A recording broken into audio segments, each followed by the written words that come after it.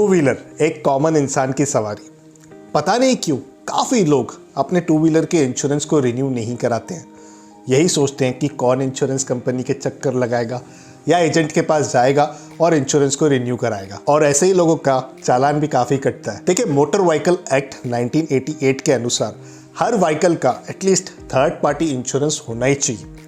अगर आपके पास व्हीकल है, चाहे टू व्हीलर चाहे फोर व्हीलर, तो आपको उसका थर्ड पार्टी इंश्योरेंस कराना ही है। आज मैं आपके लिए लेकर आया हूं एक कंप्लीट ट्यूटोरियल कि कैसे घर बैठे आप आराम से बड़ी आसानी से ऑनलाइन अपने टू व्हीलर का इंश्योरेंस परचेस या रिन्यू कर सकते हो। और मैंने लिया है पॉलिसी बाजार के वेबसाइट का सहारा इस पूरे ट्यूटोरियल को बनाने के लिए, ताकि मैं अच्छे से आपको समझा पाऊँ और आपको एक एक चीज़ क्लियर कर पाऊँ, जिससे आपको एक वैल्यूएबल इन्फॉर्मेशन मिले, ताकि आप जब अपने घर में स्क्रीन के सामने बैठें अपने टू व्हीलर इंश्योरेंस को रिन्यू कराने के लिए तो आपको कोई भी दिक्कत नहीं है। तो होने वाला है काफ़ी इंटरेस्टिंग ये वाला ट्यूटोरियल। आइए मिलकर सीखते हैं। अपने टू व्हीलर इंश्योरेंस को ऑनलाइन परचेस करने के लिए मैंने चुना है पॉलिसी बाजार के वेबसाइट को। ये जो टू व्हीलर वाला सेक्शन आपको दिख रहा है, इसे आपको सिलेक्ट कर देना है। उसके बाद आपसे पूछा जाएगा आपके बाइक का या टू व्हीलर का रजिस्ट्रेशन नंबर। ये रजिस्ट्रेशन नंबर आपके जो बाइक या टू व्हीलर के नंबर प्लेट पर लिखा होता है वही होता है। अब मैं यहाँ पर अपने टू व्हीलर का रजिस्ट्रेशन नंबर एंटर कर देता हूँ।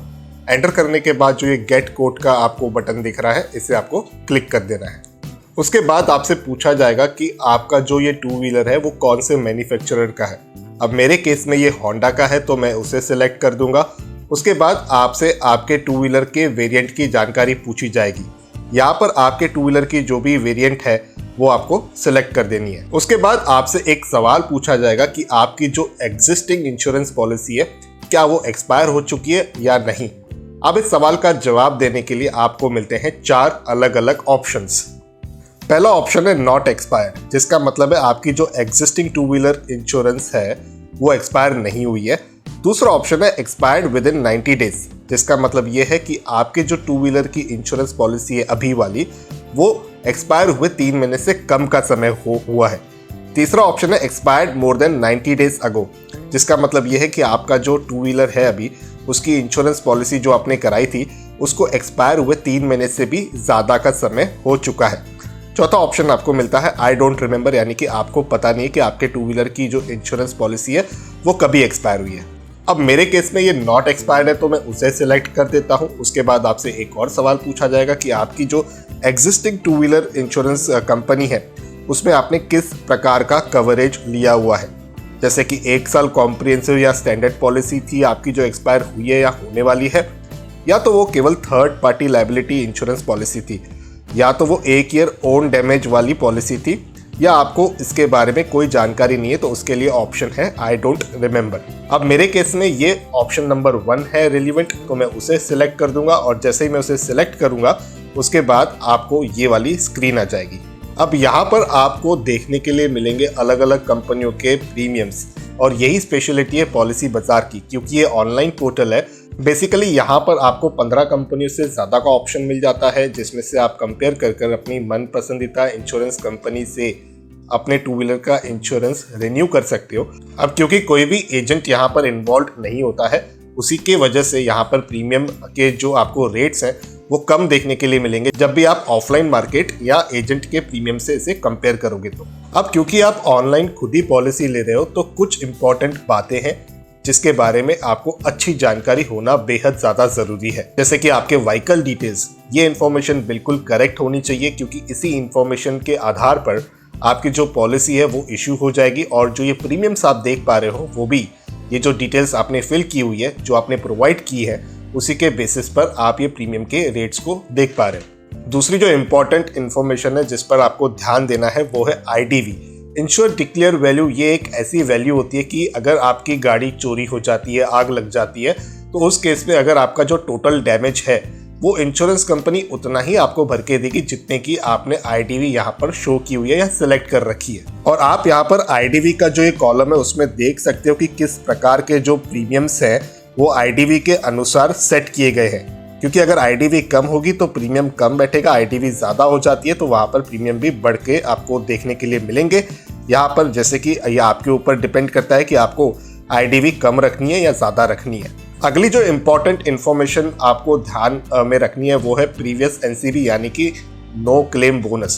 कोई भी इंश्योरेंस कंपनी आपको एक इंसेंटिव प्रोवाइड कराती है अगर आपने पूरे इंश्योरेंस टर्म में उसमें कोई भी क्लेम नहीं लिया। अब हर साल के अनुसार ये जो इंसेंटिव होता है उसकी परसेंटेज डिफाइन रहती है 20%, 30%, यहाँ तक 50%। तो ये आपका जो एग्जिस्टिंग पॉलिसी डॉक्यूमेंट है उसको आप देख सकते हो कि उसमें आपने कोई क्लेम लिया है कि नहीं लिया है। अगर आपने नहीं लिया है तो वो आपको जो एनसीबी मेंशन्ड है यहाँ पर आप उसको सिलेक्ट कर सकते हो और उसके हिसाब से आपको डिस्काउंट्स भी मिल जाते हैं जब आप कॉम्प्रिहेंसिव इंश्योरेंस पॉलिसी अपने टू व्हीलर के लिए परचेज या रिन्यू करते हो। तो उसके बाद सबसे ज़्यादा इम्पॉर्टेंट इन्फॉर्मेशन होती है कि आपको जो आपका इंश्योरेंस प्लान है वो सही तरीके से सिलेक्ट करना है। आप देख पा रहे हो यहाँ पर 3 ऑप्शन है, कॉम्प्रिहेंसिव, जीरो डेप्रिसिएशन और थर्ड पार्टी लायबिलिटी ओनली का। अब कॉम्प्रिहेंसिव पैकेज पॉलिसी का फायदा ये होता है कि ये थर्ड पार्टी लायबिलिटी तो कवर करती है, उसी के साथ अगर आपकी गाड़ी चोरी हो गई, आग लग गई, यहाँ तक अगर आप रीलोकेट कर रहे हो यानी कि एक शहर से दूसरे शहर में आप ट्रांसफ़र ले रहे हो और आप अपनी गाड़ी को ट्रांसपोर्ट के माध्यम से शिफ्ट कर रहे हो तो उसमें भी कोई डैमेज होता है तो आपका कॉम्प्रिहेंसिव पॉलिसी के अंदर वो रिस्क भी कवर रहता है। उसके बाद जो ऑप्शन है वो है जीरो डेप्रिसिएशन कवर का। अब ये एक एड ऑन कवर रहता है, इसको सिलेक्ट करने के बाद आप देखोगे थोड़ा कितना हल्का प्रीमियम बढ़ जाता है। जब भी कोई गाड़ी के पार्ट्स रिप्लेस होने होते हैं एक्सीडेंटल डैमेज की वजह से, वहाँ पर हो गया जैसे ग्लास का प्रोडक्ट, फाइबर का प्रोडक्ट, तो इंश्योरेंस कंपनीज वहाँ पर थोड़ा कितना डेप्रिसिएशन कट कर देती है। अगर कोई 100 रुपये का पार्ट है तो पूरे 100 रुपये नहीं मिलते हैं, वहाँ पर गाड़ी के एज के अनुसार 15% से लेके 50% तक के भी चार्जेस इंश्योरेंस कंपनी डिडक्ट कर देती है। तो अगर आप जीरो डेप्रिसिएशन कवर, ये जो एड ऑन चीज़ है, उसे अगर आप लेते हो तो आपका कोई भी डेप्रिसिएशन डिडक्ट नहीं होता है।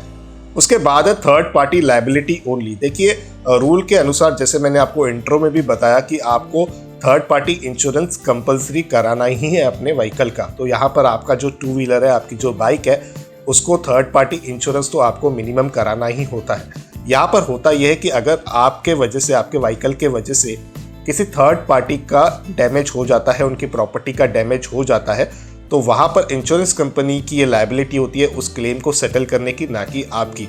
अब मेरे केस में मेरे टू व्हीलर का थर्ड पार्टी इंश्योरेंस में रिन्यू कर रहा हूँ, तो यहाँ पर उदाहरण के तौर पर मैं ये कंपनी सेलेक्ट कर दूंगा।